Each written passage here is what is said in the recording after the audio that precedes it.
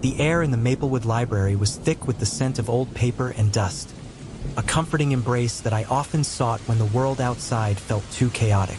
As I wandered through the dimly lit aisles, my fingers gliding over the spines of countless books, a strange pull guided me toward a section I had never noticed before. The shelves were taller here, towering like ancient sentinels guarding their secrets. "What's this place?" I mumbled to myself, peering up at the titles that seemed to whisper tales of forgotten lore. The light was dim, and the shadows danced, but one book caught my eye, a thick, leather-bound volume that glimmered oddly, as if it were illuminated from within. "What they?" I breathed, my heart racing with curiosity and unease. I stretched up on my tiptoes, my fingers curling around the spine. The moment I pulled it down, a shiver raced down my spine. A chill swept through the air, and I felt as if the temperature had dropped significantly. "Claire, are you in there?" I heard Lucas's voice call from the entrance. "In here," I replied, my voice barely above a whisper, still entranced by the book. I flipped it open, and my breath caught in my throat. The pages were filled with intricate illustrations and text that seemed to leap out at me. But it wasn't just the artwork that captivated me. It was the words themselves. As I read, my heart sank. The story detailed the life of a girl named Claire, who faced dark events that felt eerily familiar. There it was, the death of her friend, the feeling of being watched, the creeping dread that something sinister lurked just beyond her perception. It was as if the author had plucked the events from my life and woven them into a narrative. "Hey, what did you find?" Lucas asked, his face peering over my shoulder. The moment he saw the illustrations, his eyes widened. "That looks creepy." "Creepy doesn't begin to cover it," I said, my voice trembling. "It's bizarre, Lucas. It's like someone is writing down everything that's happening to me." "You're kidding, right?" He leaned closer, squinting at the pages. "What does it say?" I skimmed through the text, my heart racing faster with each word. It says I'm going to fall at the party tomorrow night." Lucas chuckled, but there was a nervous edge to his laughter. "Well, that's just ridiculous. Just don't trip over your own feet, okay?" I shot him a glare. "You don't understand. It's not just that. It says I'll hurt myself. What if this isn't just a story?"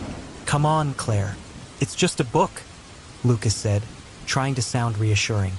"It can't predict the future." I closed the book, my mind racing. But what if it does? What if it's linked to something more? "Like a cult?"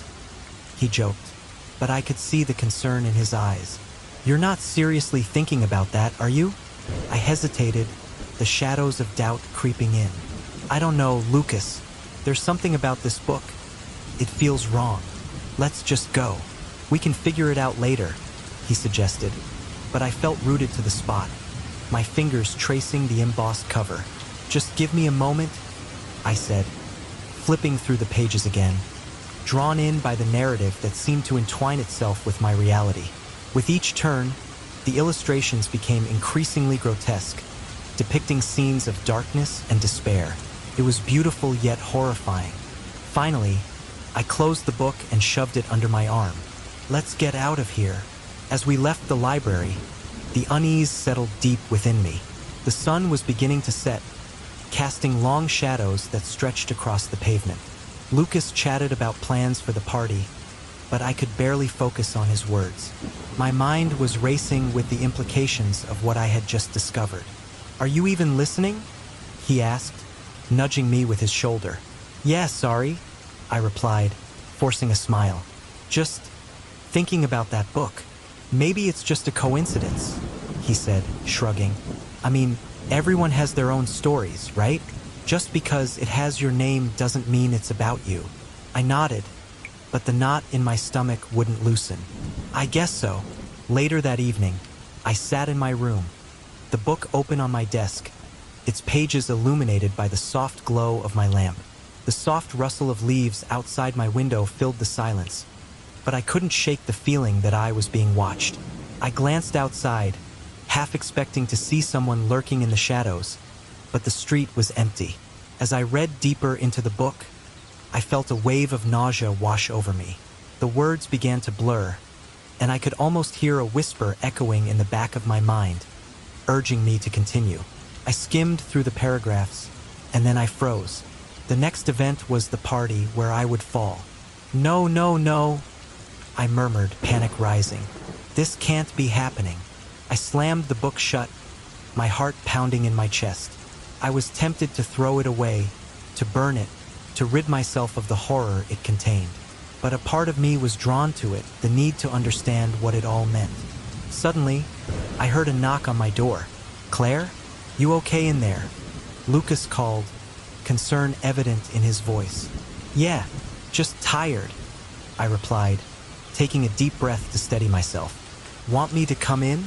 His voice was soft, and I could hear him shifting on his feet. "No, I'll be fine," I insisted, forcing a smile even though he couldn't see it. I didn't want to drag him into my spiraling thoughts. "All right, just checking. Don't forget, we have to be at the party by 8, he reminded me. "Yeah, I won't forget," I said, but the dread gnawed at me. As the night wore on, sleep evaded me. The book lay open on my desk, a silent reminder of the horrors that awaited me. I tossed and turned, the shadows of my room twisting and morphing into dark shapes. I could almost feel the weight of the book's words pressing down on me, suffocating me with their predicted fate. When morning finally broke, the sunlight poured through my window, but it did little to alleviate the sense of foreboding that clung to me like a second skin. I got dressed, trying to shake off the remnants of last night's terror. "Claire, are you ready?" Lucas shouted from outside. "Yeah, just a second," I called back, taking one last look at the book. Couldn't leave it behind. It felt like a tether, a link to whatever was happening. Grabbing the book, I slid it into my bag and headed out the door, forcing a smile onto my face. Lucas was waiting, his expression brightening when he saw me. "You look nice," he said, his eyes sparkling with excitement. "Thanks," I replied, trying to match his energy. But inside, I felt like I was walking toward my doom. As we made our way to the party, I couldn't shake the feeling that I was being led into a trap. The streets of Maplewood looked the same as always, but the familiarity brought me no comfort. The laughter of my friends, the music echoing from the house, all felt like a facade hiding something sinister. "Come on, it'll be fun," Lucas urged, pulling me toward the door. I opened my mouth to protest, but he was already dragging me inside. The atmosphere was electric, and for a moment, I forgot about the book. I laughed and mingled, trying to enjoy myself, but the sense of dread loomed over me like a storm cloud. "Are you okay?" Lucas asked, concern etched on his face as he caught me standing off to the side, my thoughts racing. "Just a little overwhelmed," I admitted, forcing myself to smile. "Let's grab a drink," he suggested, leading me to the kitchen where the sounds of laughter and music blended into a chaotic harmony. As I took a sip of my drink, the laughter around me faded, and I felt the weight of the book in my bag, a reminder of the words that haunted me. "Are you ready for this?" I whispered, the question directed at myself as much as it was to the universe. But deep down, I knew I had to face whatever lay ahead. The book had intertwined its fate with mine, and I could no longer ignore the connection that bound us. The atmosphere at the party was electric, but all I could feel was a creeping dread that refused to leave me alone. As I stepped into the dimly lit room, laughter and music washed over me like a wave, yet I stood frozen at the entrance, my heart racing. The sounds of revelry felt distant, almost muffled, as if I were submerged underwater. Lucas, my best friend, nudged me gently, breaking me out of my reverie. "Come on, Claire, you have to loosen up a bit. We're here to have fun," he urged, flashing me that infectious grin of his. "I don't know, Lucas," I replied, my voice barely a whisper. "I just have this feeling, like something bad is going to happen." He rolled his eyes playfully, a gesture that always seemed to soothe my anxiety. "You're overthinking this. Just think of it as a night to forget about everything. We can worry about the book later." The book. My thoughts immediately drifted back to the strange tome I had found in the library, its pages filled with events that mirrored my life in eerie detail. I could still feel the chill that ran down my spine when I read about a girl named Claire who faced grim situations, one of which was a fall during a party. The words echoed in my mind like a dark prophecy, and the fact that the next event was supposed to be my own made it impossible to shake the feeling of impending doom. Okay, I'll try to have fun, I said reluctantly, allowing Lucas to pull me further into the throng of partygoers. I knew he meant well, and I didn't want to ruin his night, but as the minutes ticked by, the anxiety simmered just below the surface, a gnawing sensation that had me on edge. I clutched my drink tighter, scanning the crowd for a familiar face, but the sea of bodies began to blur together, and I felt increasingly isolated. Lucas was busy chatting with some friends, leaving me to fend off my rising panic alone. I took a deep breath, trying to convince myself to relax, but the music pulsed like a heartbeat, a reminder of the chaos that surrounded me. Suddenly, out of nowhere, a hand grabbed my shoulder. I nearly jumped out of my skin, my heart racing even faster. I turned to find a girl I barely recognized, her eyes wide with excitement. "Hey you, come join us for a game," she exclaimed, tugging me toward a group huddled in a corner. I began, but the enthusiasm in her voice was infectious, and before I knew it, I was swept along with her.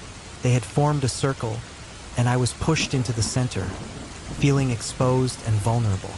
"Let's play Spin the Bottle," she announced, her excitement contagious. The group cheered, and I felt the pressure build in my chest. This was not my scene, and the weight of the book loomed heavily in my mind. As the bottle spun in the center, my heart raced with every rotation. I could almost hear the words from the book echoing in my ears, warning me of my fate. When it finally pointed at me, a collective cheer erupted, and the girl who had dragged me into the game laughed. "Looks like you're up, Claire. Kiss someone." I glanced around, my cheeks burning with embarrassment. Part of me wanted to bolt, to escape the situation that felt increasingly surreal, but another part longed to blend in, to feel like a normal teenager for once. Before I could think it through, Lucas stepped forward, a teasing smile on his face.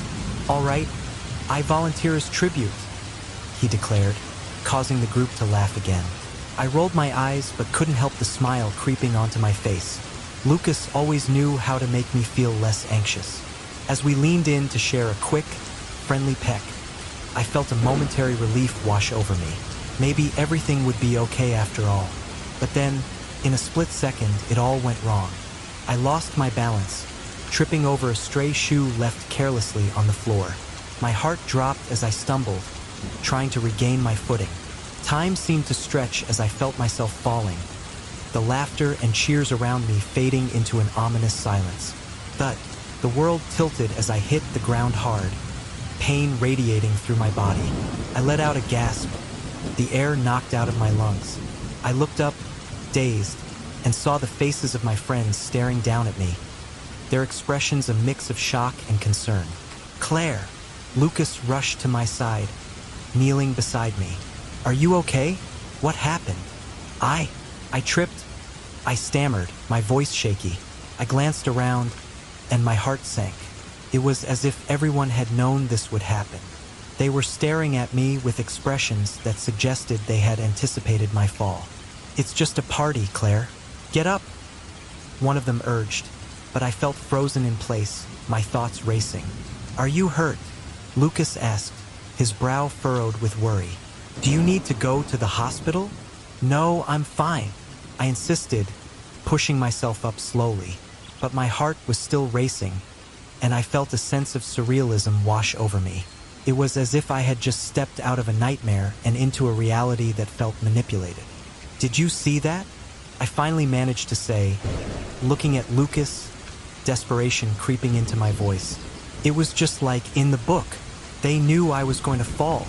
"Claire, you're just being paranoid," he replied gently, but there was a flicker of concern in his eyes. "Let's get some fresh air, okay?" I nodded, grateful for his presence. We slipped out of the room and into the cool night air, the sounds of the party fading behind us. For a moment, I felt a sense of relief, but it was short-lived. The weight of the book and the events it foretold loomed large in my mind. "What do you think it all means?" I finally asked, my voice trembling. What if it's true? What if something bad is actually coming for me?" Lucas looked at me, his expression serious. "We need to figure this out. That book isn't just a coincidence. It's like it's a warning." I shivered at the thought. But how do we even start? What if it's too late? "Let's investigate the cult mentioned in the book," Lucas suggested, his voice steady. "It could be linked to all of this. If they knew about your fall, maybe they're tied to whatever is happening in Maplewood." "Okay," I agreed, feeling a mix of fear and determination. "But we have to be careful." As we walked back inside, I couldn't shake the feeling that we were being watched. The party resumed around us, but I felt like an outsider, acutely aware of the shadows lurking at the edges of the room. With every laugh and every cheer, the ominous knowledge from the book pressed down on me, reminding me that something sinister was stirring beneath the surface of our seemingly peaceful town. "Let's find out everything we can about Silas and this cult," I said, steeling myself. "I want to know the truth, even if it scares me." Lucas nodded, his expression resolute. As we re-entered the fray, I could only hope that we weren't too late to uncover the secrets hiding in the darkness. As I stood in the dimly lit library of Maplewood, a sense of unease washed over me. The air was thick with dust and the faint scent of old paper. But there was something else, something almost electric that pulled me toward a forgotten corner of the room. My heart raced as I made my way to a shelf that looked as if it hadn't been touched for years. There, perched high above the others, was a book that seemed to shimmer with a strange light. As I reached for it, a chill ran down my spine, and I hesitated for a moment, but curiosity won out. I pulled the book from the shelf, and an unsettling feeling enveloped me. The cover was worn, the title faded, and yet I could sense its significance. When I opened it at home, the words jumped off the page, each line resonating with a haunting familiarity. The story was about a girl named Claire, just like me, and her life was detailed in disturbing ways. It spoke of events that mirrored my own, including the sudden death of a friend, an occurrence I had yet to process fully. "What kind of book is this?" I muttered to myself, flipping through the pages feverishly. My hands shook as I read about the girl's misfortunes, a creeping dread settling in my stomach. I tried to dismiss it as mere coincidence, but the unsettling feeling grew when I reached a passage that predicted my own fall at an upcoming party, describing it in vivid detail. "Claire, are you coming?" Lucas' voice jolted me back to reality. I glanced at my phone. Tonight was the party. I had almost forgotten amidst the turmoil of my thoughts. "I'll be there in a minute," I called back, my mind racing. I tried to shake off the ominous feeling as I dressed, but a nagging voice in my head warned me that something was terribly wrong. At the party, the music pulsed around me, and laughter filled the air, but I felt out of place, as if I were watching everything unfold from behind a glass wall. I tried to mingle, to lose myself in the festivities, but the words from the book echoed in my mind. The impending sense of doom was suffocating. "Claire, come on, let's dance." Lucas pulled me toward the makeshift dance floor, his enthusiasm a stark contrast to my anxiety. "I don't know, Lucas. Just trust me. You need to have some fun," he urged, flashing his trademark grin. I sighed, giving in to his insistence. As we danced, I tried to push the book from my thoughts, but it lingered like a shadow. My heart raced as I recalled the details of my predicted fall. Suddenly, my foot caught on the edge of a rug, and before I could even process what was happening, I was tumbling to the ground. "Claire!" I heard Lucas shout, but the world around me blurred. I landed hard, pain shooting through my ankle as laughter erupted from the crowd. To my horror, it wasn't just the sound of surprise. It was as if everyone had been waiting for this moment. "What the hell?" I gasped, trying to collect myself as Lucas rushed to my side. "Are you okay?" he asked, concern etched on his face. I'm fine," I stammered, though I could feel the heat of embarrassment rising in my cheeks. "But how did they know?" Lucas frowned, glancing around the room. We need to get out of here. This party feels off. After the fall, my mind raced with questions. Lucas and I exchanged glances, a silent agreement forming between us. This was more than a coincidence. It was time to investigate the cult mentioned in the book. The next day, we found ourselves in front of a dusty old computer in the library, searching for anything related to Silas and his cult. As we sipped our coffee, I felt the weight of the book in my bag, a constant reminder of the darkness lurking just beneath the surface of our town. "Look at this," Lucas said, pulling up an old video. The grainy footage displayed a gathering in a dimly lit room, with people clad in dark robes surrounding a flickering candle. Silas, charismatic and commanding, stood at the center, speaking passionately. "Rituals and sacrifices," I whispered, my throat tightening. "What does this mean for us?" The recording ended, but not before Silas delivered a chilling warning. "The truth may consume you." "What does he mean by that?" Lucas murmured, his brow furrowed. "I don't know, but we have to find out," I replied, determination surging through me. "We have to find that gathering place." As we drove through the winding roads of Maplewood, my heart pounded with both fear and excitement. I couldn't shake the feeling that we were venturing into the lion's den. When we arrived at the house where the cult met, I felt a knot forming in my stomach. The door stood ajar, creaking slightly in the breeze. "Are you sure about this?" I hesitated, my instincts screaming at me to turn back. "Claire, we need to know what we're up against," Lucas urged, his voice steady. "We can't let fear hold us back." With a deep breath, I nodded and stepped inside. The atmosphere was heavy with an unshakable sense of dread. The walls were adorned with strange symbols and candles flickered ominously. "Look at these," I said, pointing to the occult markings. "What do they mean?" Lucas examined the symbols closely, his expression grim. "It looks like they're preparing for something big, something involving sacrifices." Suddenly, a photograph caught my eye, and I felt my breath hitch. It was a picture of Lucas with a girl who looked strikingly familiar. It was his sister, the one who had gone missing. "Lucas," I whispered, my voice trembling. "Look." He turned, and his face went pale as he recognized the image. "What the hell? How did they get this? What are they planning?" "This just got a lot more personal," I said, my voice barely above a whisper. "We have to stop this. We can't let them take anyone else." With a new surge of determination, we moved deeper into the house, our hearts racing as the shadows closed in around us. The urgency of our mission intensified with every step we took. The cult's influence was palpable, and I could feel the darkness pressing against us, urging us to turn back. But we wouldn't. We couldn't. Lucas glanced around, his eyes scanning for any sign of activity. "We need to find out when their next gathering is," he said, his voice low. "We have to warn people, and we need to figure out how to stop them," I added, my mind racing. "Whatever they're planning, it's connected to me, and I won't let them use me as their tool."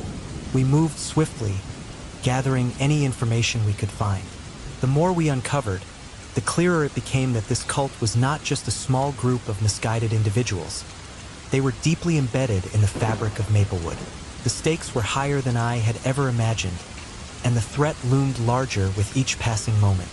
As we prepared to leave, I couldn't shake the feeling that we were being watched. The shadows seemed to whisper, urging us to turn away, but I clenched my fists, resolved to face whatever came next. We were on the brink of uncovering the truth, and I wouldn't let fear dictate our fate. "Let's get out of here," I said, my voice steady. "We have work to do." With that, we stepped back into the light, the weight of the darkness still pressing upon us, but a newfound determination igniting within. Together, we would expose the cult and unravel the twisted threads that connected us to the past. We were in this fight for our lives, and we weren't backing down. As cold winds swept through the quiet streets of Maplewood as I made my way to the local library, my heart racing with an inexplicable sense of urgency. It was a familiar place, one I had frequented countless times in my search for stories that could whisk me away from the mundane. Little did I know that today, I was about to stumble upon a narrative far darker than any fiction I had ever encountered. As I entered, the scent of old books and polished wood enveloped me. I wandered deeper into the library, drawn to a neglected corner that seemed to whisper secrets of its own. My fingers brushed against the spines of books, but one in particular caught my eye. It was perched precariously on a high shelf, glowing with an otherworldly sheen that sent a shiver down my spine. I reached up, my fingertips grazing the cover, and a chill coursed through me like a warning. With a slight tug, I pulled the book down and cradled it in my arms. Its title was embossed in faded gold letters, but I could hardly focus on that. The moment I opened the cover, a wave of dread washed over me. The pages were filled with the meticulous recounting of a young woman named Claire. My name, navigating through a series of sinister events that mirrored my own life. My breath caught in my throat as I read about a friend's tragic death, a detail so personal it felt like a violation of my own existence. I tried to shake off the unease as I returned home, rationalizing that it was merely a coincidence, a figment of my imagination.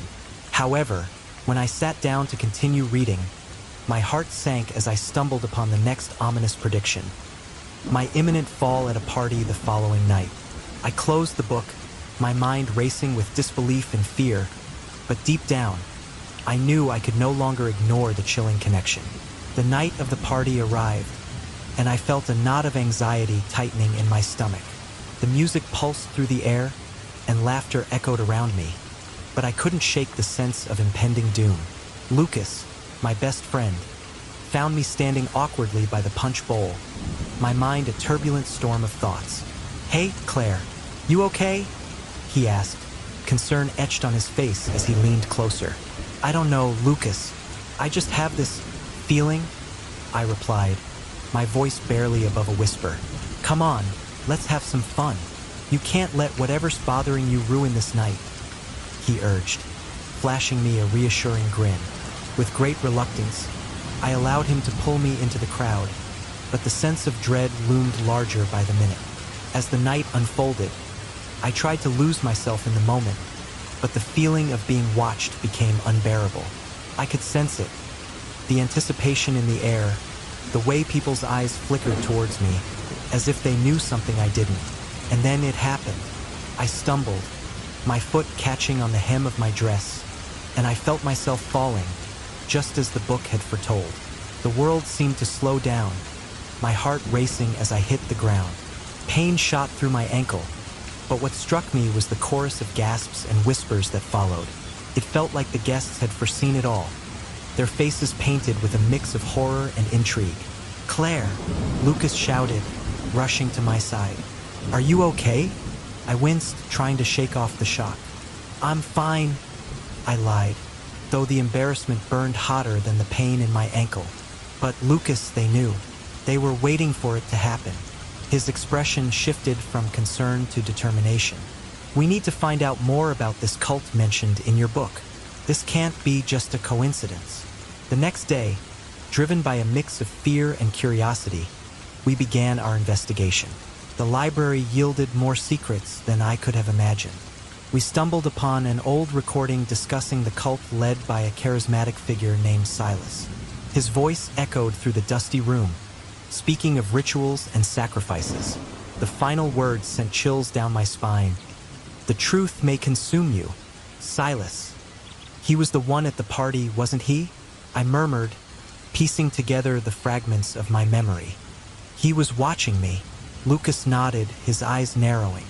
"We have to confront this. We need to find out where they gather." Our search led us to a dilapidated house on the outskirts of town, rumored to be the cult's meeting place.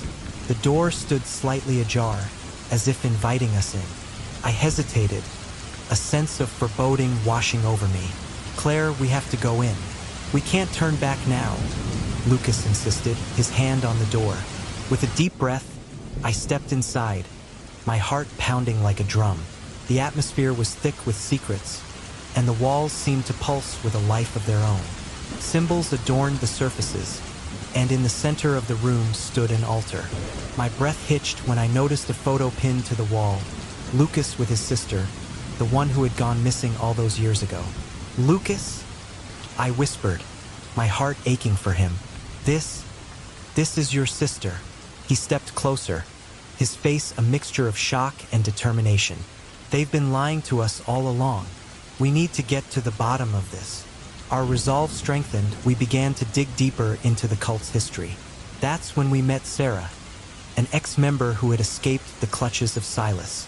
She stood in front of us, trembling and reluctant, her eyes darting nervously around the room. "Please, I can't talk about it," she stammered, her voice barely above a whisper. "Sarah, we need your help," I begged, showing her the photo of Lucas' sister. "We believe there's a connection between the cult and her disappearance." Her expression shifted from fear to sorrow as she took a step back, the weight of her past heavy in her eyes. I was part of it. They wanted something from me, something I couldn't give. "Please, we're running out of time," Lucas pressed, desperation creeping into his voice. "What does Silas want?" With a shuddering breath, Sarah finally spoke. "They're looking for the perfect sacrifice. And Claire, you're seen as the key. There's a ritual happening on the night of the harvest." The words hung in the air like a death knell. My blood ran cold as I realized the significance of the date. Lucas' sister had disappeared on that very night. "Lucas, we need to act fast," I said, my mind racing with the implications. "We can't let them take anyone else. And we'll stop them together," he replied, determination igniting in his eyes. As we strategized our next steps, I couldn't shake the feeling of being trapped in a web spun by fate. The more we uncovered, the tighter the noose around us seemed to get.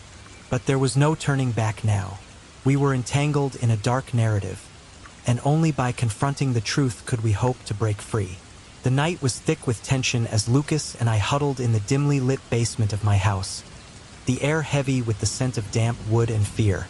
We had just narrowly escaped an attack by members of the cult, a terrifying brush with the darkness that had been creeping into our lives since I discovered that infernal book at the library. My heart raced, not only from the close call but from the overwhelming sense of urgency that had taken hold of me. I could hear the muffled voices of the cult members above us, their chants echoing in my mind like a sinister lullaby. It was as if they were calling for me, urging me to succumb to their power. "What are we going to do?" I whispered to Lucas, who was pacing back and forth, his hands running through his hair in frustration. "We need to find a way out of here," he said, his voice tight with anxiety. "We can't just sit and wait for them to find us." I nodded, but a sense of dread settled in my stomach. What would happen if they caught us? Would they use me as their sacrifice perfect? The words Sarah had spoken earlier echoed in my mind. I pulled the book from my backpack, the worn pages filled with my fate. With trembling hands, I opened it to the last passage I had read before the chaos erupted. I needed answers, and perhaps this book held the key. As I scanned the lines, a chill ran down my spine. The cult does not just predict events, it manipulates reality. My breath hitched. Was it possible that they had orchestrated everything? My fall at the party, the way everyone had seemed to anticipate it, was all part of their sinister plan? "Claire, what does it say?" Lucas asked, leaning over my shoulder. I could feel the warmth of his body beside me, grounding me amidst the swirling panic in my mind. "They can control what happens to me," I murmured, my voice barely above a whisper. "It's like they're puppeteers, and I'm just a marionette hanging from their strings." "We can't let them control you," Lucas said fiercely, determination shining in his eyes. "We need to fight back." "But how?" I replied, my heart sinking. "They have the advantage. They know me. They know what I fear. Maybe we can use that to our advantage," Lucas suggested, his voice steadying me.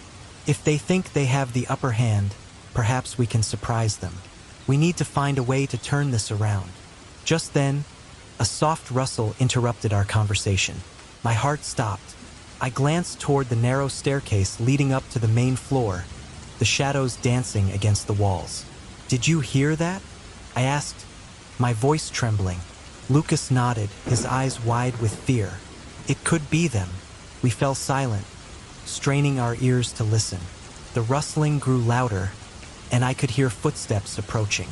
I clutched the book tightly, feeling its power coursing through my veins. It was as if the words within were awakening something deep inside me, a strength I hadn't known I possessed. Then, with a creak, the basement door flew open, and Sarah stepped inside, her face pale and drawn. Relief washed over me, but it was quickly replaced by concern as I took in her disheveled appearance. "You have to get out of here," she urged, her voice urgent. "They're looking for you. I overheard them saying they won't stop until they find you." "How did you get here?"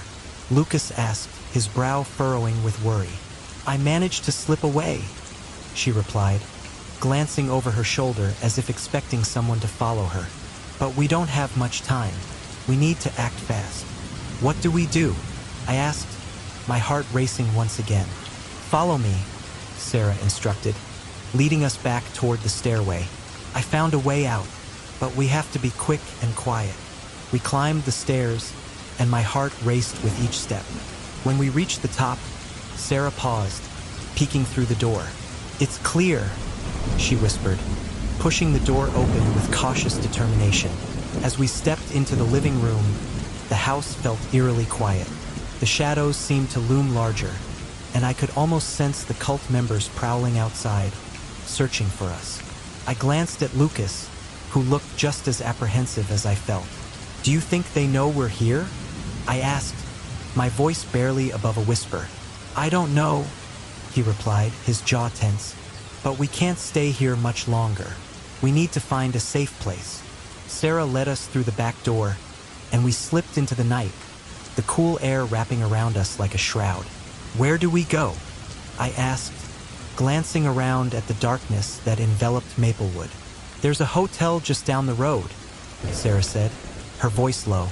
"It's not far, and we can hide there until we figure out our next move." We hurried down the street, our footsteps muffled against the pavement. My mind raced with thoughts of the cult, of Silas, and of what awaited us if we didn't stop them. As we reached the hotel, I felt a mixture of hope and dread. It was a temporary refuge, but for how long?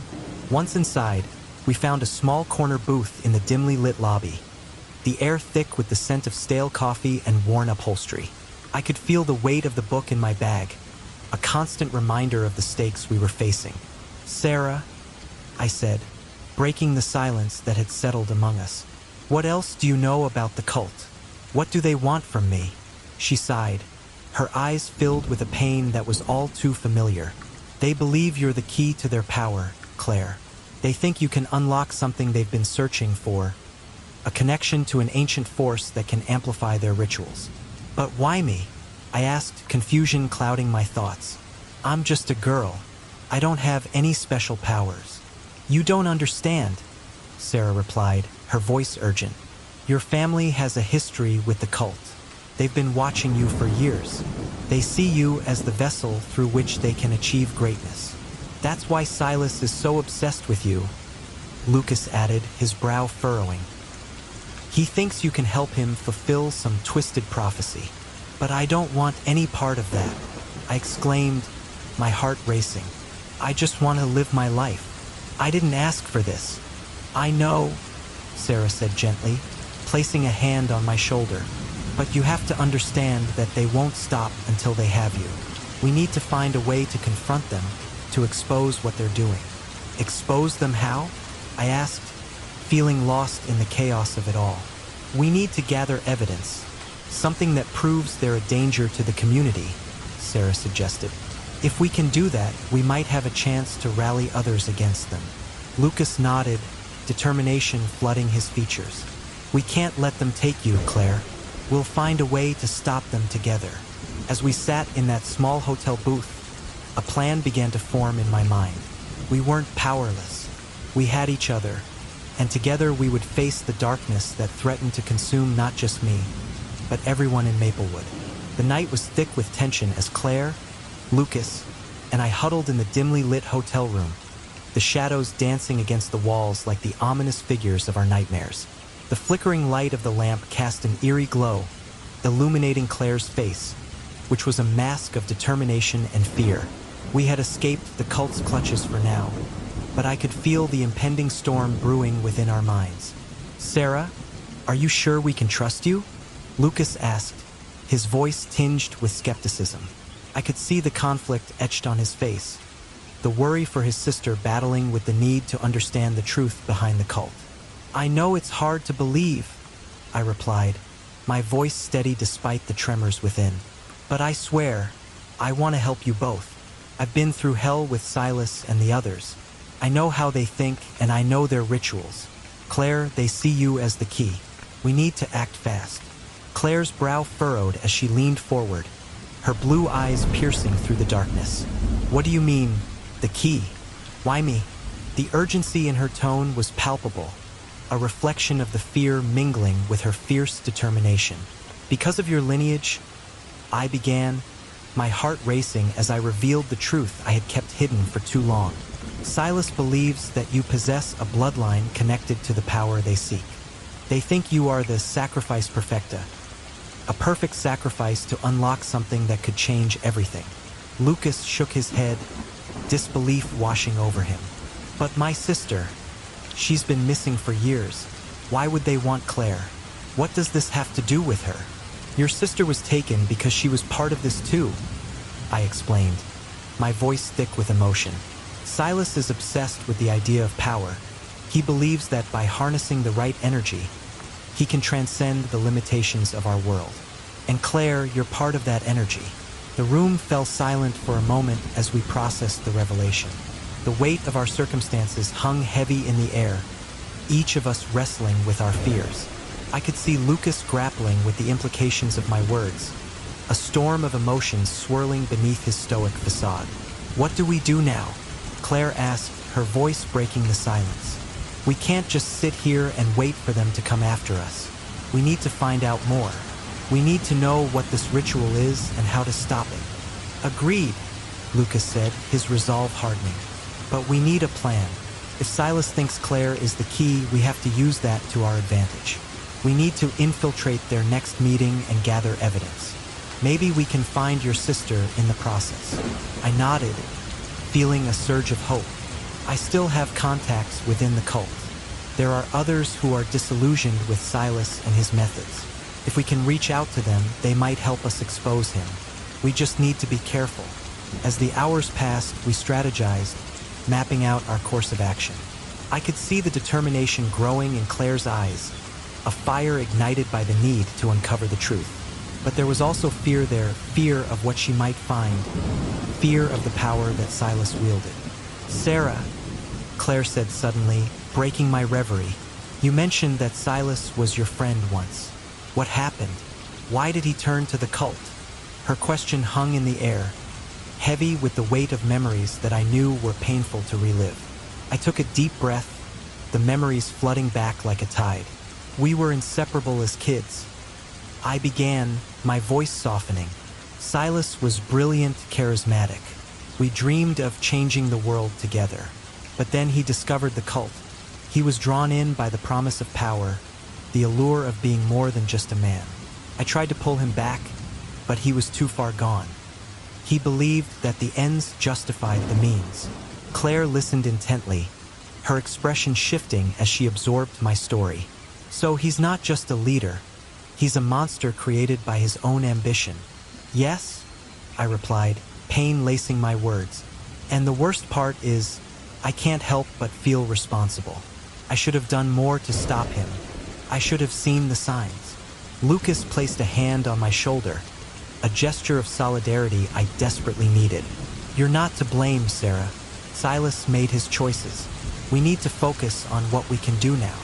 The intensity of our shared purpose filled the room, a palpable energy that pushed us toward action.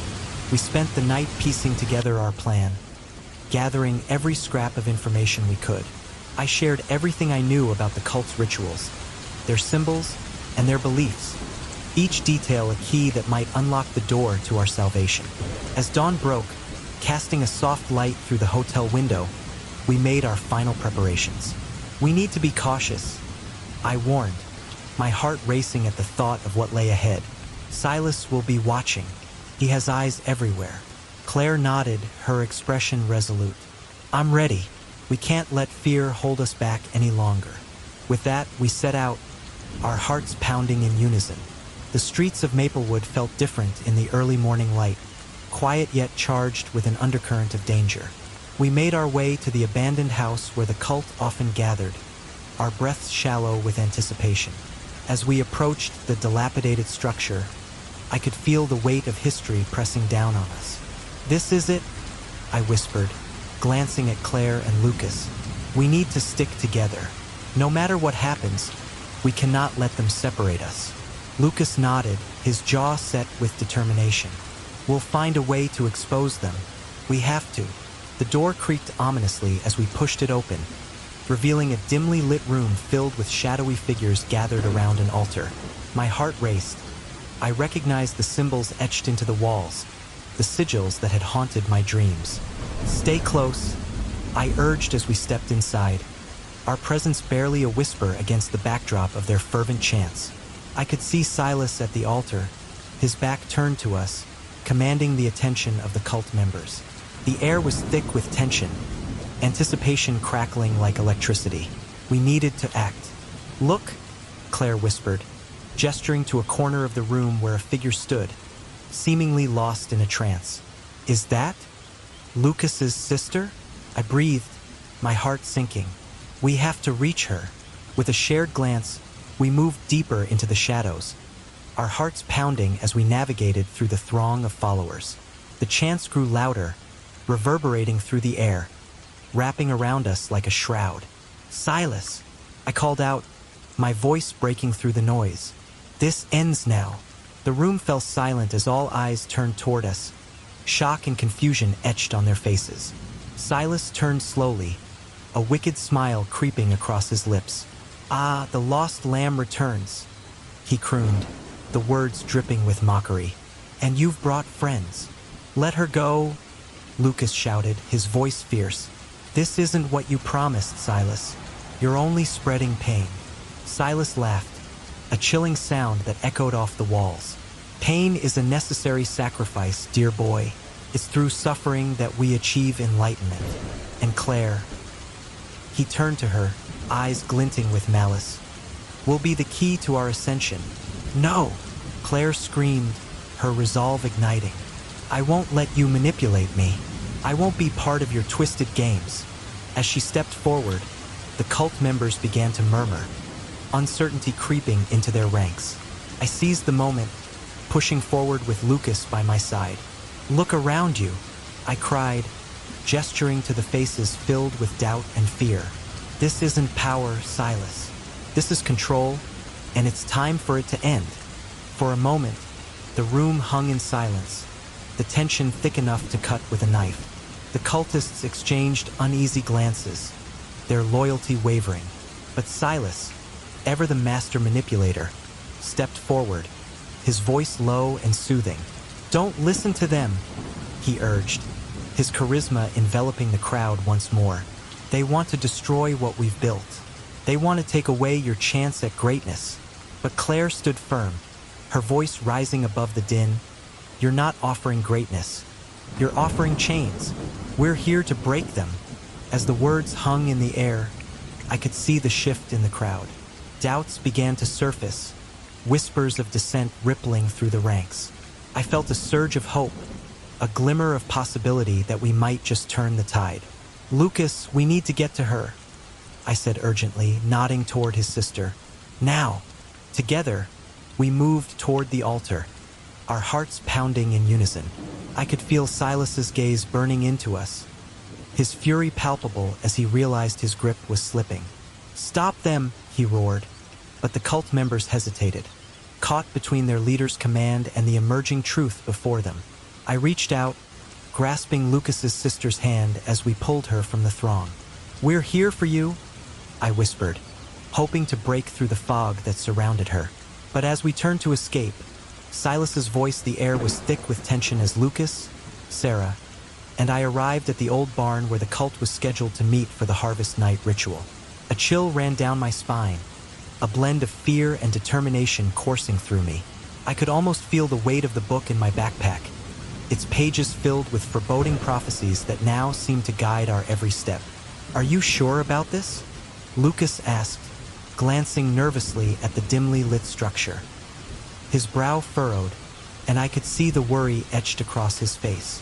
I mean, what if we get caught? We won't, I reassured him, trying to project confidence I didn't fully feel. We have to stop them. If what Sarah said is true, my life, and possibly yours, depends on it. Yeah, Lucas muttered, his voice barely above a whisper. But if they see us, they won't see us. We just need to blend in. Remember what we talked about. Stay close to me and follow my lead. I turned to Sarah, who stood by the entrance, her expression unreadable. Are you ready? She took a deep breath, her eyes flickering with uncertainty. I am, but I can't shake the feeling that Silas knows we're coming. He's always had a way of sensing things. Then we need to be quick, I insisted, feeling a surge of urgency. We can't let them complete the ritual. Let's go. We stepped into the barn, the heavy wooden door creaking ominously behind us. The interior was dimly lit by flickering candles arranged in a circle, their flames dancing as though alive. The air smelled of damp earth and something sweet, almost sickening. An altar stood at the center, adorned with strange symbols carved into the wood, and around it, members of the cult were gathered, their faces obscured by hoods. I felt a shiver run through me as I caught sight of the familiar figure at the altar, Silas. He was dressed in a dark robe, his presence commanding and unsettling. Power radiated from him, and I felt an instinctive urge to turn back. What do we do? I whispered, gripping Lucas's arm tightly. We need to get closer, he replied, his voice steadier now. If we can find a way to disrupt whatever they're doing, we might stand a chance.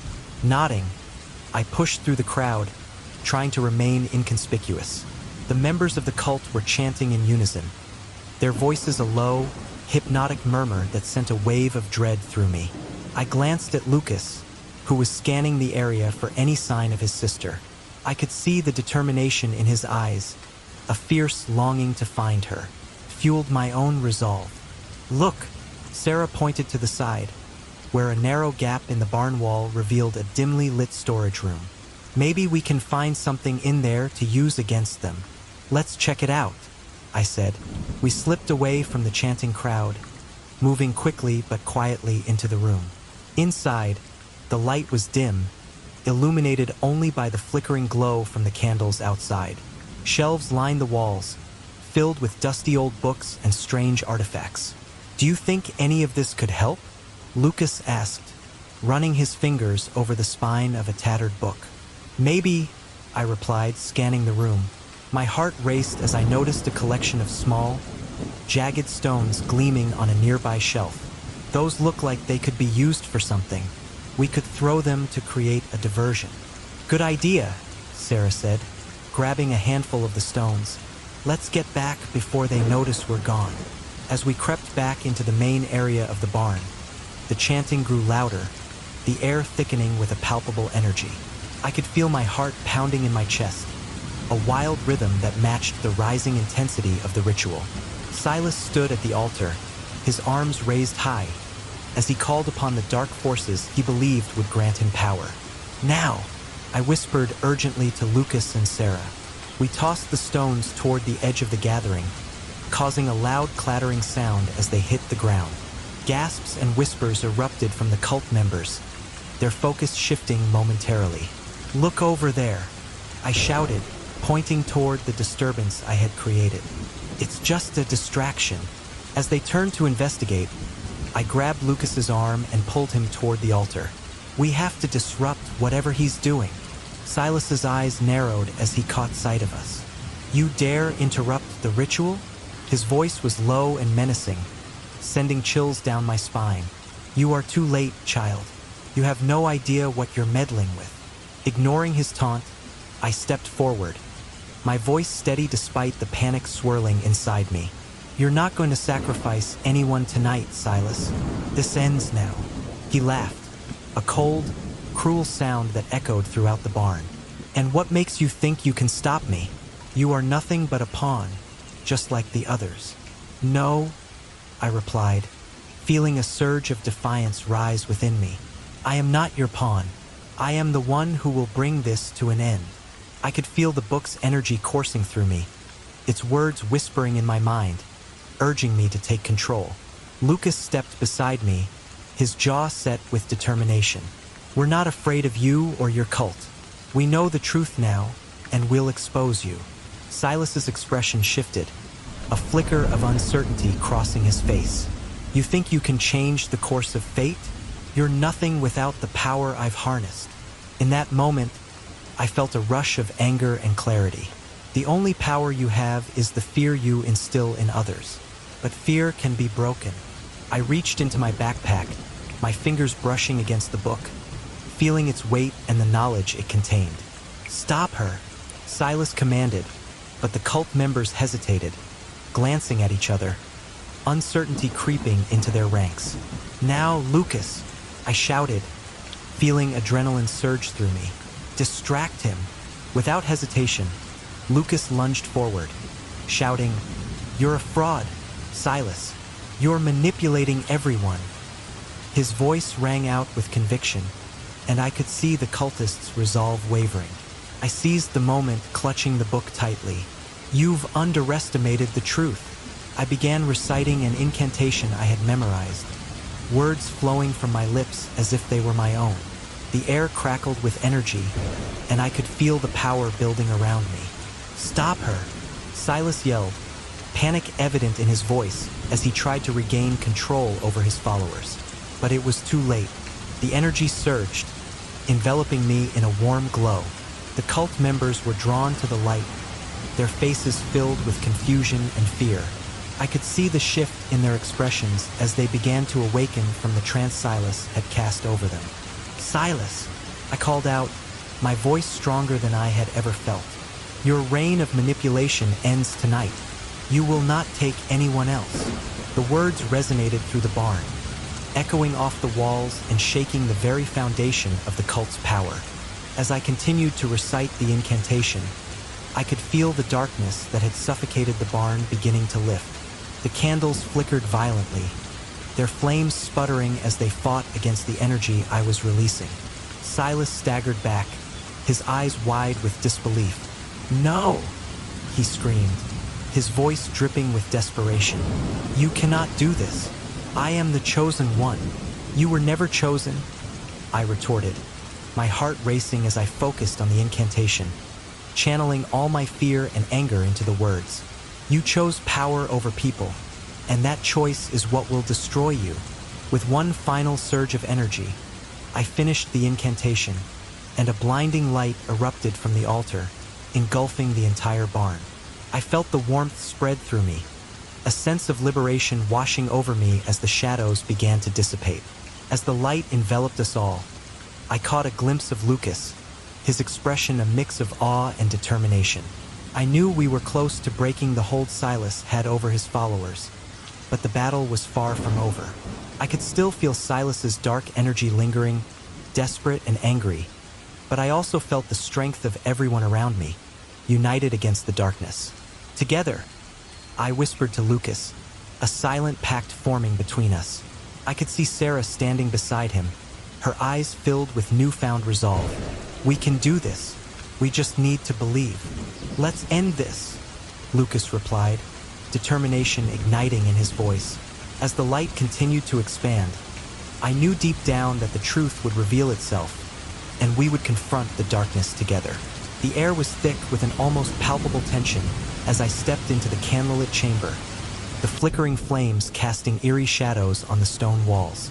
The gathering was in full swing, the members of the cult swaying rhythmically, their chants rising in a crescendo that reverberated through my very bones. I could feel Lucas beside me, his presence a comforting anchor amidst the storm of emotions swirling around us. "This is it, Claire," he whispered, his voice barely audible over the hypnotic chanting. "We have to stop this." I nodded, my heart pounding in my chest. I had never felt so alive and terrified at the same time.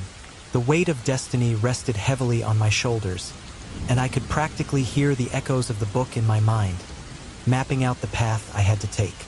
Silas was at the center of it all, standing before a makeshift altar adorned with symbols that made my skin crawl. "Are you ready?" Lucas asked, his eyes searching mine for a spark of courage. I took a deep breath, trying to calm the storm inside me. "I'm ready," I said, though I wasn't sure if I believed it. As we made our way deeper into the room, I could see Silas's charismatic presence commanding the attention of everyone around. His voice was smooth and persuasive, weaving a spell over the followers who hung on his every word. The tension in my chest tightened further as I watched him raise his arms, invoking something ancient and powerful. "Tonight, we call upon forces beyond our understanding," he proclaimed, his voice echoing off the stone walls. "Tonight, we reclaim our destiny." I glanced at Lucas, who was scanning the crowd, searching for his sister. I could see the determination on his face, mingled with fear. The urgency of our mission pressed heavily against my heart. I knew I had to stop this ritual before it spiraled out of control, but how? "Claire!" Lucas's voice broke through my thoughts. "I think I saw her." His eyes lit up as he pointed toward a figure in the throng, entranced by Silas's words. My heart raced at the possibility, but before I could respond, Silas's gaze locked onto mine. Claire," he called out, a sinister smile spreading across his face. "The key, you've finally come." The chanting ceased, and all eyes turned toward me. I felt the weight of their gazes, 1,000 expectations pressing down on me. "Come forward, my dear," Silas beckoned, his voice dripping with honeyed malice. "Join us, and together, we shall reshape the world." "No," I shouted, shaking my head vehemently. "I won't let you manipulate me." A murmur rippled through the crowd, a mix of confusion and excitement. Silas's smile faltered for a moment, replaced by a look of annoyance. "You think you can resist?" he said, his tone slipping into something darker. "You are destined for greatness, Claire. You just don't understand yet." "I understand perfectly," I shot back, my voice stronger than I felt. "You're using all of them for your own twisted game." Silas's expression darkened. "You dare speak to me like that? You are merely a pawn in this game, yet you possess a power you cannot even fathom." I could feel the energy in the room shift, the air around me crackling with tension. I needed to find a way to disrupt this ritual, to pull the strings of fate back into my control. "Lucas," I called, desperate to find him amidst the throng. "We have to find a way to break this." He was still focused on the figure in the crowd, his brow furrowed with concentration. "I just need to get to her," he said, determination igniting his eyes. "She's here somewhere. I can feel it. What if we can't stop him?" I whispered, fear creeping into my voice. "We will," he insisted, his confidence a balm to my nerves. "We have to trust each other." Just as I was about to respond, Silas stepped closer, his presence looming over me like a dark cloud. "You will regret this defiance, Claire," he warned, his voice low and dangerous. "You were meant to be mine. With you at my side, we could achieve greatness beyond your wildest dreams." I clenched my fists, feeling the anger rise within me. "I'm not yours. I'm not anyone's." The crowd stirred, some of them visibly shaken by my outburst, while others seemed to hang on Silas's every word, entranced. "Silas, you're nothing but a liar," I shouted, my voice echoing through the chamber. "You've twisted the truth to suit your needs. You think you can control me? But you're wrong." With that, I took a step forward, the energy in the room shifting as I felt a surge of power coursing through me. I remembered the ancient incantation I had read in the book, the words that could disrupt the forces he was trying to manipulate. "Stop this now," I commanded, my voice resonating with authority. "You don't own me, and you never will." Silas's expression shifted from anger to confusion, the hold he had on the crowd wavering. "You think you can challenge me? I don't think—" "I know," I declared, my heart racing with adrenaline. "You've underestimated me for too long." I closed my eyes, focusing on the words I had memorized, the essence of the incantation swirling in my mind. I felt Lucas's presence beside me, his unwavering support lending me strength. "Claire," Silas growled, stepping closer, his eyes narrowing. "You'll pay for this insolence." But I couldn't back down now. I had come too far and I had too much to lose. "By the power of those who came before me, I command you to release your hold," I shouted, the words flowing from my lips like a river breaking free from a dam. The atmosphere shifted dramatically, the air crackling with energy. I could sense the crowd's confusion turning to panic as Silas's grip on them faltered. "No, you cannot," he roared, reaching out as if to grasp the very energy I was conjuring. But I wouldn't let him. "Your power is nothing compared to the truth," I cried, letting the ancient words spill forth. "I am not your sacrifice, and you do not own this city or its people." The ground shook beneath us, the candles flickering wildly as the energy surged. I could see the fear in the eyes of the cult members as they began to break free from his spell. "Lucas," I called, my voice rising above the chaos. "Help me. Find your sister." He nodded, determination etched on his face as he dashed into the throng, searching for the familiar face amidst the chaos. I focused on Silas, drawing more power from the depths of my soul. "This ends now," I shouted, my voice filling the chamber. Silas's face twisted with rage, his eyes darkened with desperation. "You will regret this, Claire. You will never escape the fate I've woven for you." But I was no longer afraid. I could feel the truth radiating from within me, and as I channeled that energy, I saw the truth of the cult's manipulation unraveling before my eyes.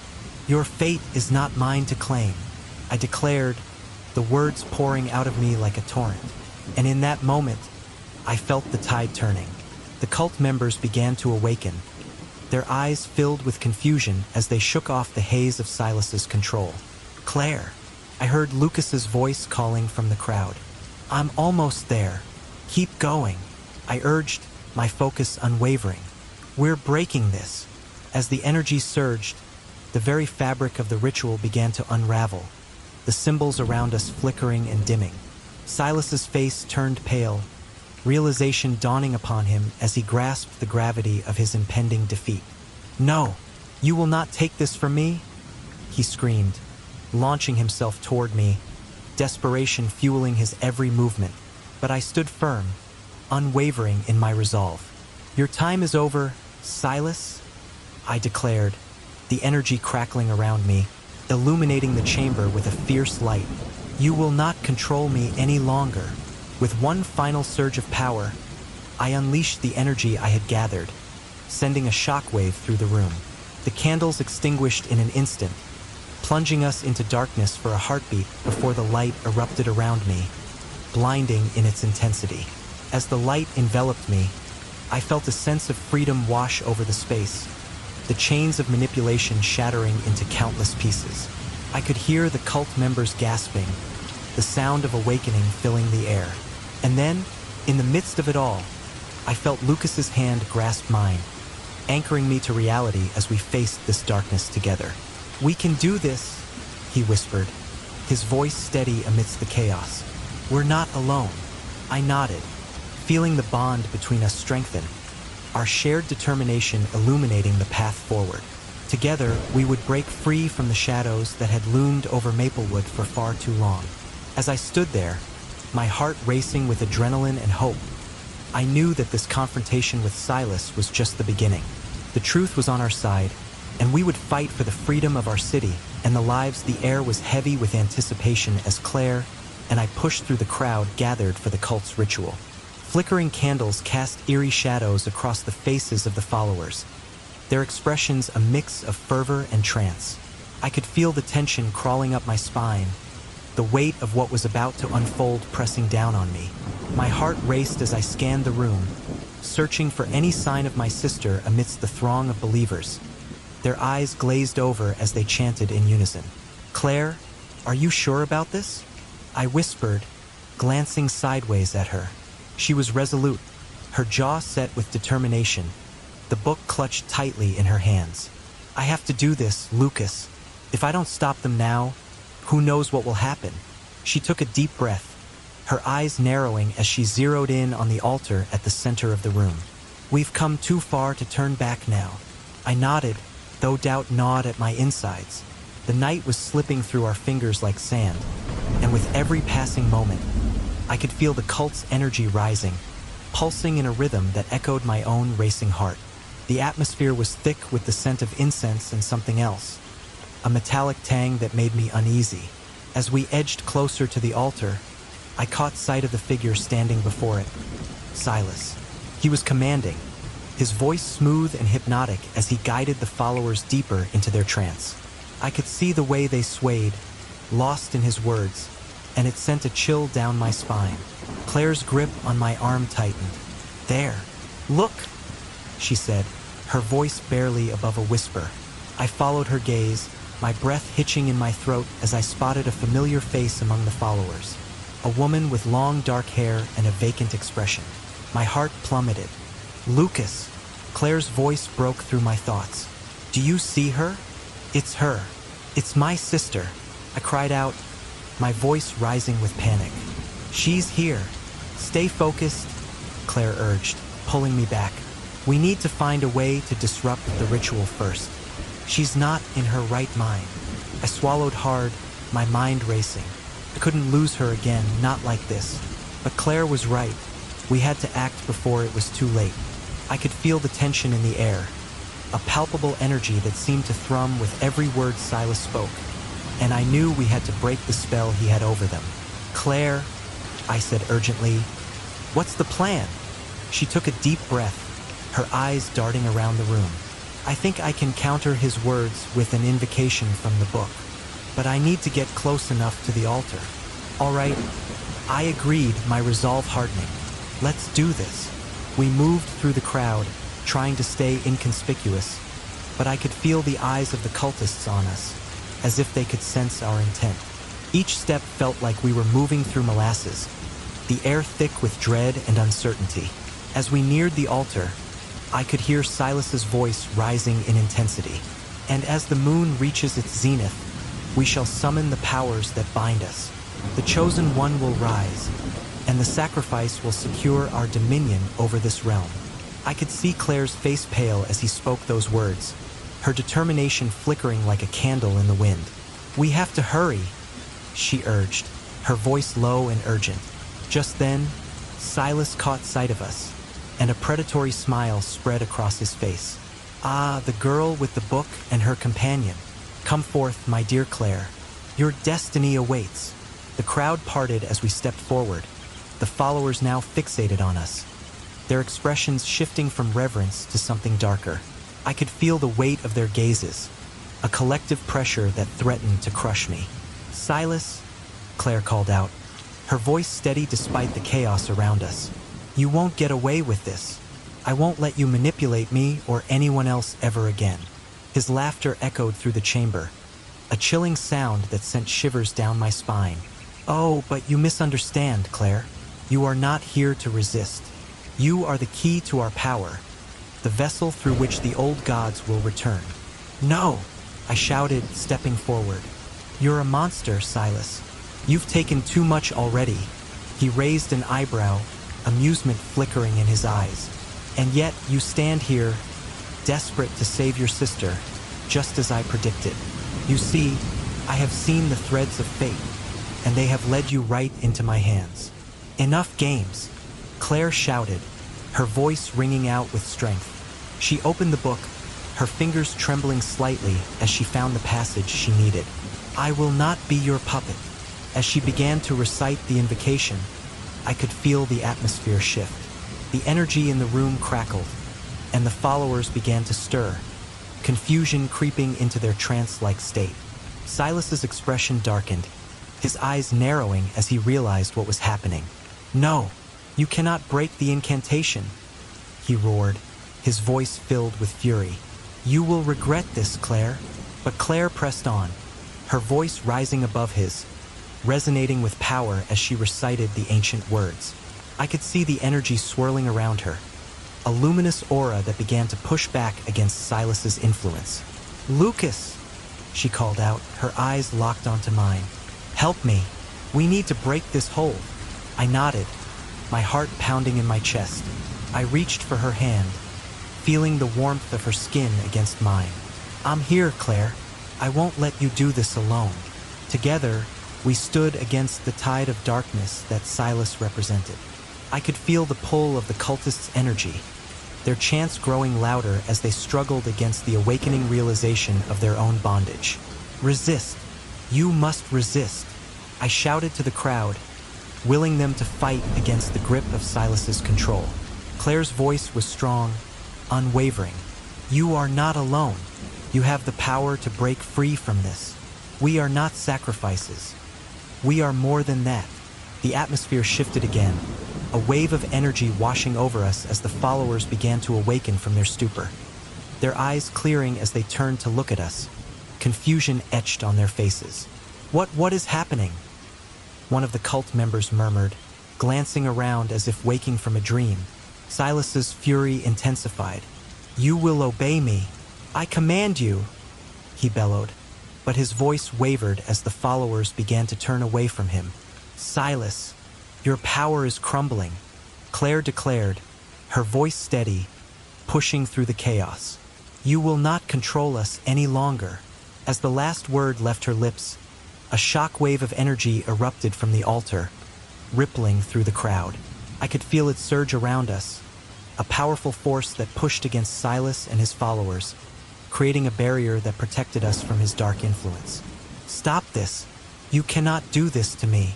Silas screamed, his face contorted with rage. But it was too late. The energy had shifted, the balance had been restored, and the truth was beginning to surface. Lucas! Claire shouted again, her voice cutting through the tumult. We have to help them. They need to realize the truth. I nodded, adrenaline coursing through my veins as I stepped back, scanning the crowd for my sister. Get to her. I'll keep Silas occupied. Be careful, Claire warned, but I could see the determination in her eyes.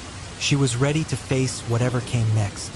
I turned, charging toward the hypnotized followers, my voice rising above the chaos.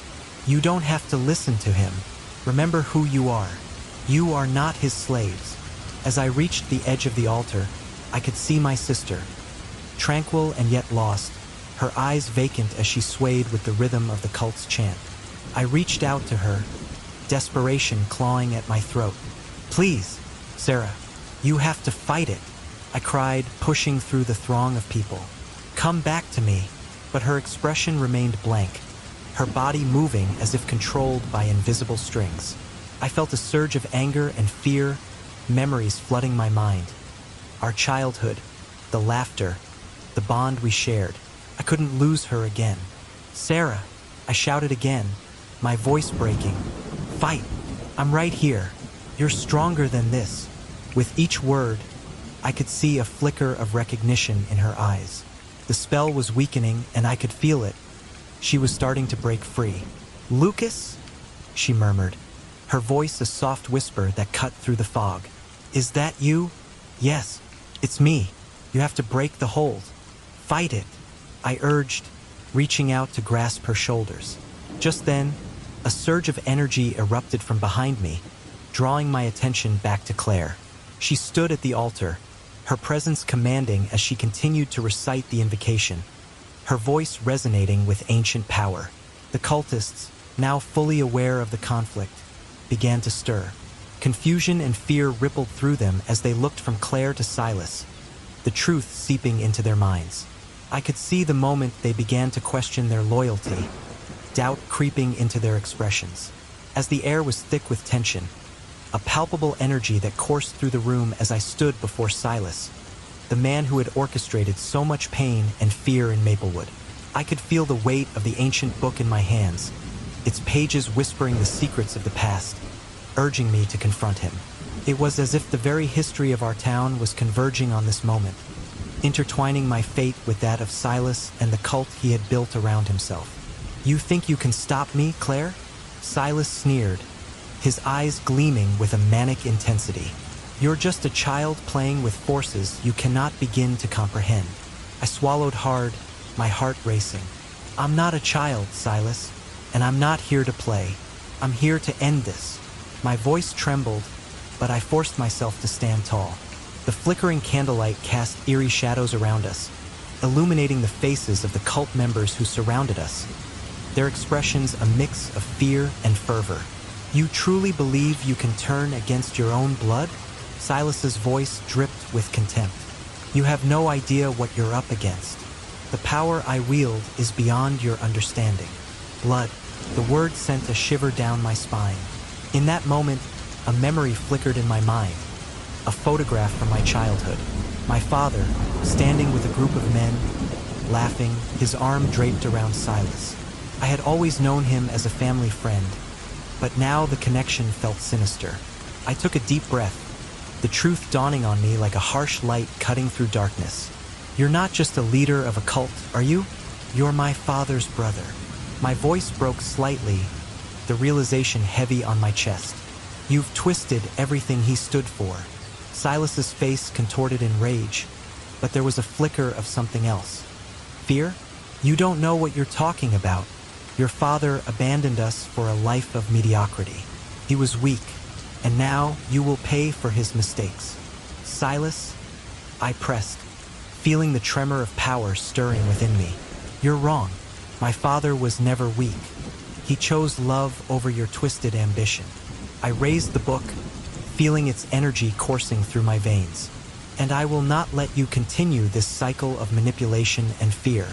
As I began to recite the ancient invocation I had found within the pages, I felt Lucas's presence beside me. He had been searching for his sister, lost in the thrall of the cult, and I could sense his desperation. Claire, we need to break this hold over them, he shouted, his voice cutting through the chaos. I know, I replied, my focus unwavering. Just trust me. We can do this together. The words flowed from my lips, echoing in the room as if the very walls were absorbing the power I was channeling. The cult members shifted, their expressions transforming from zealotry to confusion. I could see the flickering of their minds, the grip of Silas's influence loosening as they began to awaken from their trance. Stop her, Silas cried, desperation seeping into his voice. She's trying to deceive you. Stay with me. But I could feel the energy shifting, the tide turning. You've lied to them for too long, Silas. They deserve the truth, I shouted, my voice rising above the chaos. They deserve to be free. In that moment, I locked eyes with Lucas, who had found his sister, a dazed expression on her face. Is it really you, Emily? He called out, his voice trembling with hope. Come back to me. Her eyes flickered, the spell beginning to lift. Lucas? I can see you, she stammered, the realization dawning on her as the cult's grip weakened. You have to fight it, Emily, Lucas urged, stepping closer. We're here for you. You're safe now.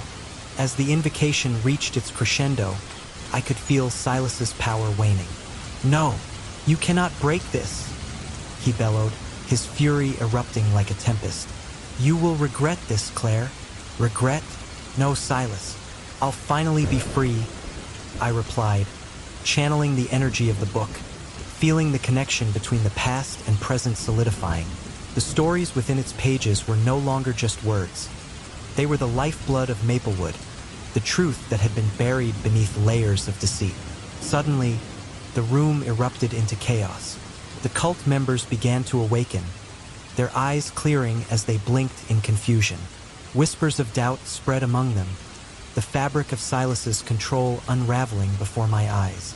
Is this real? What have we done? One of the members gasped, stepping back from Silas as if he had suddenly become a stranger. Listen to her, I shouted, my voice ringing with conviction. Silas has been using you. You were pawns in his game of power. Silas roared, his face twisted in rage and desperation. You think you can turn them against me? You are nothing. You are weak. His fury was palpable, but I could see the cracks in his facade, the fear creeping into his expression. Maybe it's time you understood what true strength is. Silas, I countered, the words tasting like fire on my tongue. I could feel the energy from the book surging within me. its power growing as I continued the incantation. The room quaked as the energy coalesced, and I could see Silas beginning to falter. The shadows that had once cloaked him in authority began to peel away, revealing the desperate man beneath. "No, I won't let you," he screamed, lunging toward me. But before he could reach me, Lucas stepped in front of me, his determination unwavering. "You can't hurt her anymore," he shouted, his voice steady and strong. "We're taking back what you've stolen." The confrontation escalated into a whirlwind of energy, my words intertwining with Lucas's resolve. Together, we stood against the darkness that Silas had spread over Maplewood for far too long. The cult members, still dazed, began to rally behind us, their loyalty shifting as they realized the truth of their circumstances. "Think of the lives you've ruined," I cried, feeling the power of the invocation surge to its peak. "Think of the love that has been lost to your greed." Silas's expression twisted in anguish, and for a moment, I saw a flicker of the man he once was, the man who had been my father's brother, the man who had chosen power over family. "You don't understand," he shouted, desperation lacing his tone. "This is my destiny. I was meant for this." "Your destiny is a lie," I countered vehemently, "and I will unravel it, even if it means tearing down everything you've built." With one final push, I unleashed the energy of the book, the invocation ringing out like a bell of truth. The room shimmered, and I could feel the very fabric of reality shifting. Silas staggered back, his power crumbling into dust as the truth of his actions laid bare before him.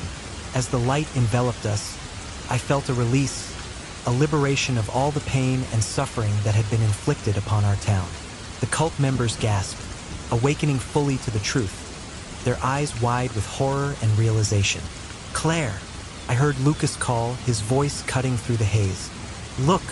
I turned to see Emily breaking free from the trance, her expression shifting from confusion to clarity. "Lucas, I'm here. I remember now," she exclaimed, rushing into his arms.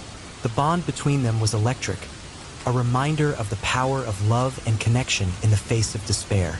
As I watched them embrace, I felt a surge of hope within me, a belief that we could rebuild what had been broken. But Silas was not finished yet. "You think you've won?"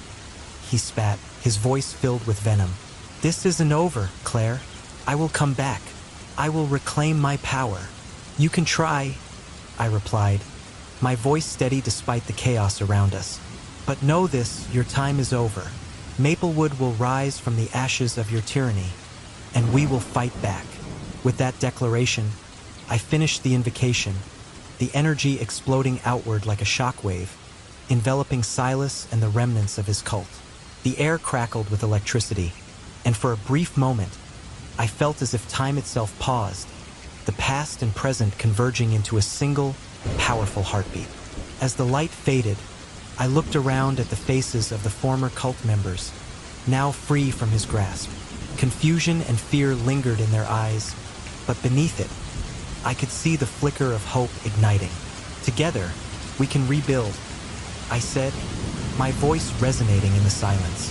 "We can heal the wounds that have festered for too long." Lucas and Emily stepped forward, their hands intertwined, a symbol of resilience against the darkness that had threatened to consume us. "We'll help you, Claire," Lucas said, his voice filled with determination. "We'll make sure this doesn't happen again." And as I looked into their eyes, I knew that we would. The battle had been fierce, but the victory was ours. Maplewood would rise again, not as a shadow of its former self, but as a beacon of truth, love, and strength.